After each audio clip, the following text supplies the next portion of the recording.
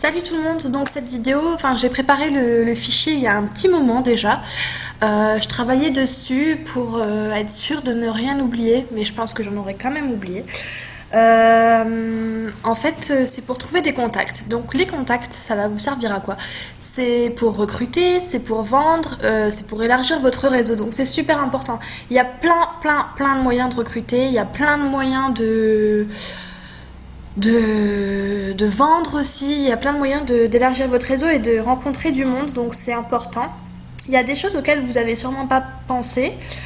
Euh, j'ai j'ai envie de vous dire qu'en France, le chômage est en pleine croissance, ça on peut pas le nier. Du coup, vous avez du monde qui cherche du boulot.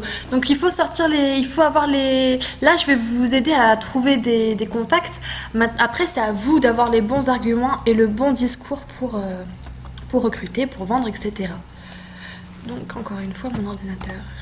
Voilà. Donc vous avez tout ce qui est association professionnelle. Donc bien sûr Pôle emploi, la mission locale, la chambre des métiers, la chambre des commerces et les associations de commerçants. Donc généralement dans toutes les villes il y a une association de commerçants. Donc la première chose à faire c'est de prendre votre téléphone et de trouver le président de l'association des commerçants de votre ville. Et donc lui il va vous donner, vous pouvez y adhérer, hein, étant donné que vous avez un numéro de siret. Donc, généralement il demande une cotisation mensuelle, mais vous pouvez y adhérer pour pouvoir participer à tous les événements de votre ville et puis vous faire connaître dans votre ville. Vous avez également les vous aurez accès à la liste de tous les commerçants qui en font partie et du coup il y a peut-être même des petits commerces auxquels vous n'avez pas pensé et qui seraient bons à démarcher pour vous faire connaître. La chambre des métiers et des commerces. Alors la chambre des métiers, il faut s'en servir intelligemment. Tout ce qui est chambre des métiers, c'est tout ce qui est artisanal. La coiffure est artisanale, l'esthétique est artisanale. Donc vous pouvez aller en chambre des métiers et demander la liste des coiffeuses esthéticiennes et ainsi de suite qui se trouvent près de chez vous. Et donc vous pouvez les contacter pour soit faire des partenariats de réunions, soit faire une animation ensemble, soit la recruter. Il y a beaucoup de possibilités. Vous avez également la chambre des commerces, la CCI de votre ville, où là vous allez pouvoir les contacter et avoir des numéros d'associations de commerçants, vous pouvez demander la liste des vendeurs de vêtements à domicile, etc., etc., etc. Il y a beaucoup de choses à faire. N'hésitez pas à vous déplacer, à aller leur demander. Pôle emploi, ils sont super. Enfin, chez moi. Ça c'est ma petite astuce perso, j'ai mis en place des présentations dans les différents pôles emploi de ma région. Donc bien sûr s'il y a déjà quelqu'un sur le coup, ça m'étonnerait qu'ils mettent une deuxième personne dessus. Mais du coup on présente l'opportunité unique et on présente en général le travail de VDI. Donc là Pôle emploi intervient avec moi pour expliquer les droits, etc.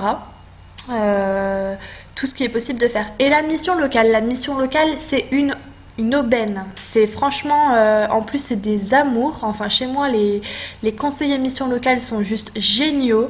Donc pareil, je fais des présentations en mission locale sur le boulot et voilà, c'est vraiment génial. Vous avez les clusters et les pôles activités. Alors pour bien comprendre les clusters, je vous ai mis le nom du site internet juste ici. Donc n'hésitez pas à aller faire un tour. Ça va bien vous expliquer ce que c'est les clusters. Mais c'est les conseils régionaux, c'est le conseil général de votre secteur, c'est l'association L'Europe s'engage, c'est l'Union des commerçants, c'est la CCI internationale, c'est des grands groupes. Et tout ça, ça peut vous aider à développer votre activité. Bien sûr, les foires et les salons. Donc, c'est important de savoir ce qui se passe dans votre ville et dans le secteur. N'hésitez pas à vous intéresser aux foires commerciales. Il faut savoir que tout est négociable. Quand on vous annonce un stand à 400 €, vous pouvez le négocier à moitié moins. J'avais une fille dans mon équipe qui a eu un stand au salon de Strasbourg, salon Botea ou un truc comme ça, je sais plus trop ce que c'était. Le stand était annoncé à 2000 €, elle l'a eu à 200. Donc tout est négociable, il n'y a pas de... Vous devez, voilà, vous imposer et vous devez tout négocier. Bien sûr, pensez à demander une facture parce que c'est déductible du coup de vos impôts parce que ça rentre dans vos frais. Et vous pouvez, ce que je vous conseille, c'est ce que je fais moi avec certaines de mes filles, c'est organiser notre propre salon. Donc voilà, vous allez trouver des gens qui vont payer avec vous la salle pour les stands, vous allez faire la publicité. Il faut énormément de temps, il faut une belle organisation, mais ça vaut le coup et ça permet de se faire connaître. Les business meetings, donc les after work, souvent on entend parler des after work, soirées filles, des choses comme ça. Donc ça c'est assez sympa, c'est généralement le vendredi soir, parfois le mardi, j'en ai déjà vu. Mais c'est sympa d'y être parce que du coup c'est une ambiance de filles, c'est assez sympa. Vous avez les rendez-vous réguliers, les rencontres business, les dîners carousel. Donc ça se ressemble un peu. Euh, c'est des, c'est des événements, des animations où souvent ça se passe dans des restaurants. Chacun paye sa part pour manger et toutes les personnes qui recrutent sont à une table différente. Et ça fait comme des speed dating mais pour un emploi. Et du coup, vous pouvez présenter votre opportunité unique. Et ça, c'est vachement sympa. C'est voilà, c'est des gens, les gens qui viennent, c'est des gens qui ont envie de travailler. Donc, vous faites pas de forcing, on vient à votre table si les gens en ont envie. Vous avez les centres de formation pro, tout ce qui est AFPA, École de la deuxième chance, les CFA. Ce sont des gens, donc par exemple l'AFPA, ce sont des gens qui sont là pour se former, qui sont en recherche d'emploi.